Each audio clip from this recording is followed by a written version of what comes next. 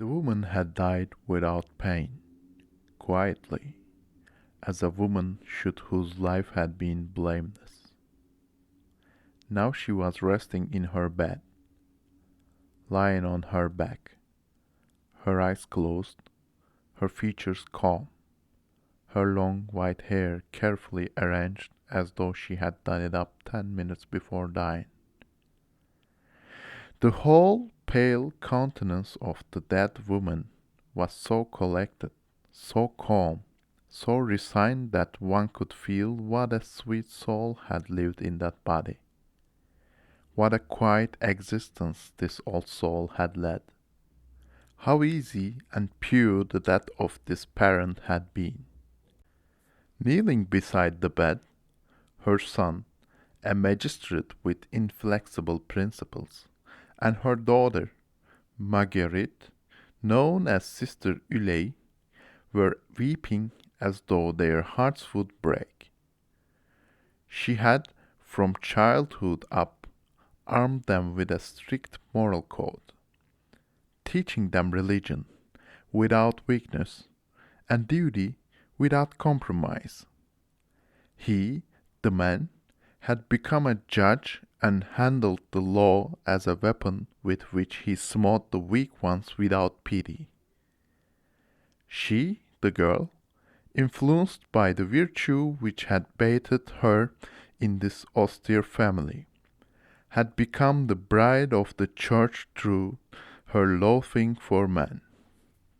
They had hardly known their father, knowing only that he had made their mother most unhappy, without being told any other details. The nun was wildly kissing the dead woman's hand, an ivory hand as white as the large crucifix lying across the bed. On the other side of the long body, the other hand seemed still to be holding the sheet in the death grasp, and the sheet had preserved the little creases as a memory of those last movements which precede eternal immobility. A few light taps on the door caused the two sobbing heads to look up, and the priest, who had just come from dinner, returned. He was red and out of breath from his interrupted digestion, for he had made himself a strong mixture of coffee and brandy in order to combat the fatigue of the last few nights and of the wake which was beginning. He looked sad, with that assumed sadness of the priest for whom that is a breadwinner. He crossed himself and approaching with his professional gesture. Well, my poor children, I have come to help you pass these last sad hours. But Sister Ulay suddenly arose. Thank you, Father, but my brother and I prefer to remain alone with her. This is our last chance to see her, and we wish to be together. All three of us as we used to be when we were small, and our poor mother. Grief and tears stopped her. She could not continue. Once more serene, the priest bowed, thinking of his bed. As you wish, my children. He kneeled, crossed himself, prayed, arose, and went out quietly, murmuring, "She was a saint." They remained alone, the dead woman and her children. The ticking of the clock, hidden in the shadow, could be heard distinctly, and through the open window drifted in the sweet smell of hay and of woods, together with the soft moonlight. No other noise could be heard over the land, except the occasional croaking of the frog or the chirping of some belated insect. An infinite peace, a divine melancholy, a silent serenity surrounded this dead woman, seemed to be breathed out from her and to appease nature itself. Then the judge, still kneeling, his head buried in the bedclothes, cried in a voice altered by grief and deadened by the sheets and blankets, "Mamma! Mamma! Mamma!" And his sister, frantically striking her forehead against the woodwork, convulsed, twitching and trembling as in an epileptic fit, moaned, "Jesus! Jesus! Mamma! Jesus!" And both of them, shaken by a storm of grief, gasped and choked. The crisis slowly calmed down, and they began to weep quietly, just as on the sea when a calm follows a squall. A rather long time passed, and they arose and looked at their dead, and the memories, those distant memories, yesterday so dear, today so torturing, came to their minds with all the little forgotten details. Those little intimate familiar details which bring back to life the one who was left. They recalled to each other circumstances, words, smiles, intonations of the mother who has no longer to speak to them. They saw her again, happy and calm. They remembered things which she had said, and a little motion of the hand, like beating time, which she often used when emphasizing something important.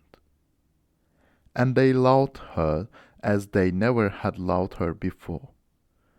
They measured the depth of their grief, and thus they discovered how lonely they would find themselves. It was their prop, their guide, their whole youth, all the best part of their lives which was disappearing. It was their bond with life, their mother, their mamma, the connecting link with their forefathers which they would thenceforth miss.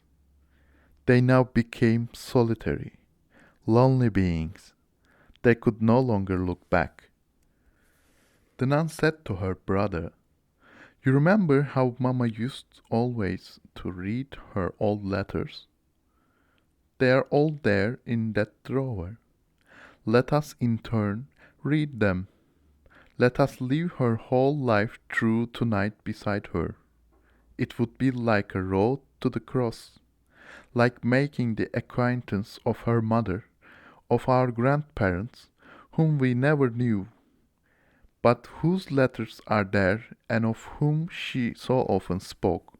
Do you remember?" Out of the drawer they took about 10 little packages of yellow paper, tied with care and arranged one beside the other. They threw these relics on the bed and chose one of them on which the word "Father" was written. They opened and read it. It was one of those old-fashioned letters which one finds in old family desk drawers, those epistles which smell of another century. The first one started, "My dear," another one, "My beautiful little girl," others, "My dear child," or "My dear daughter."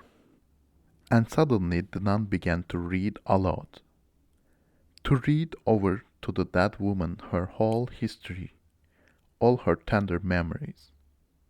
The judge, resting his elbow on the bed, was listening with his eyes fastened on his mother.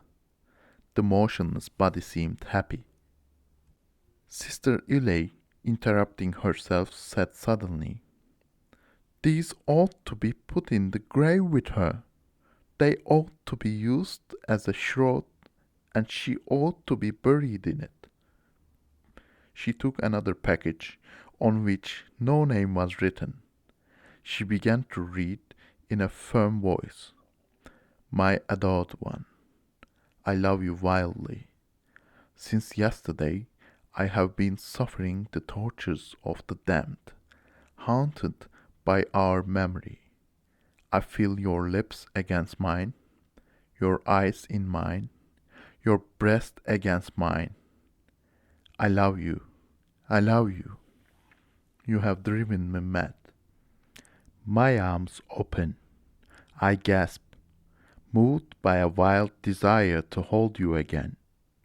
My whole soul and body cries out for you, wants you. I have kept in my mouth the taste of your kisses. The judge had straightened himself up. The nun stopped reading. He snatched the letter from her and looked for the signature. There was none, but only under the words, the man who adores you, the name Henry. Their father's name was Romney. Therefore, this was not from him. The son then quickly rummaged through the package of letters, took one out, and read. I can no longer live without your caresses. Standing erect, severe as when sitting on the bench, he looked unmoved at the dead woman. The nun, straight as a statue, tears trembling in the corners of her eyes, was watching her brother waiting. Then he crossed the room slowly, went to the window, and stood there, gazing out into the dark night.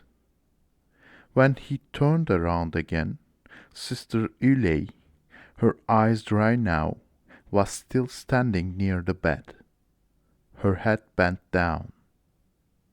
He stepped forward, quickly picked up the letters, and threw them pell-mell back into the drawer. Then he closed the curtains of the bed. When daylight made the candles on the table turn pale, the son slowly left his armchair, and without looking again at the mother upon whom he had passed sentence, severing the tie that united her to son and daughter, he said slowly, Let us now retire, sister.